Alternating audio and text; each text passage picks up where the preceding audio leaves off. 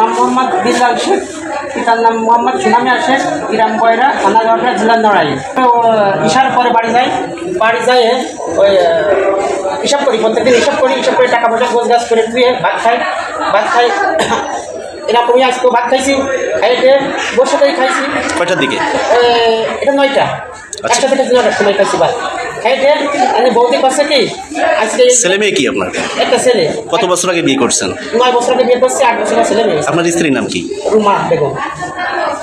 তোমার বাবার বাড়ি কোথায়? বাবার বাড়ি বাগডাঙ্গা সরল। ওর বাপের নাম ফরিদ শেখ, ওর ভাইয়ের নাম তরিকুল। আচ্ছা, কি ঘটনা ঘটে আপনার সাথে? ঘটনা ওর সাথে কোনো জ্ঞান জমা নাই। ওই তারপরে একসাথেই ভাত খাইছি, তারপরে একসাথেই ঘুমাইছি, বাস এই ঘরে ঘুমাতে হবে। আমরা ঘুমাইতে অন্য ঘরে, আর রান্না করে আজকে ছুটি করছে মানে ওই দিনই ওই ঘরেই ঘুমাইতে হচ্ছে।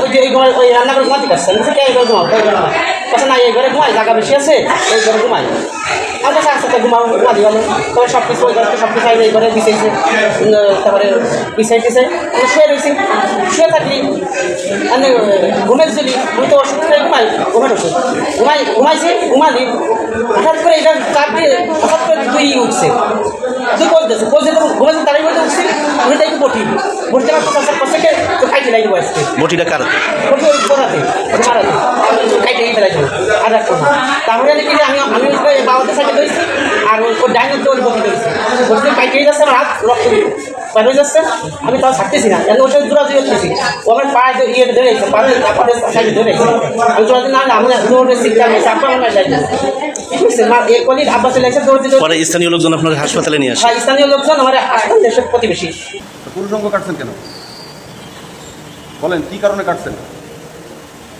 অন্য শাস্তিও তো দেওয়া যায়, পুরুষাঙ্গ কাটার শাস্তি দিলেন কেন? পুরুষাঙ্গ কাটলেন কেন?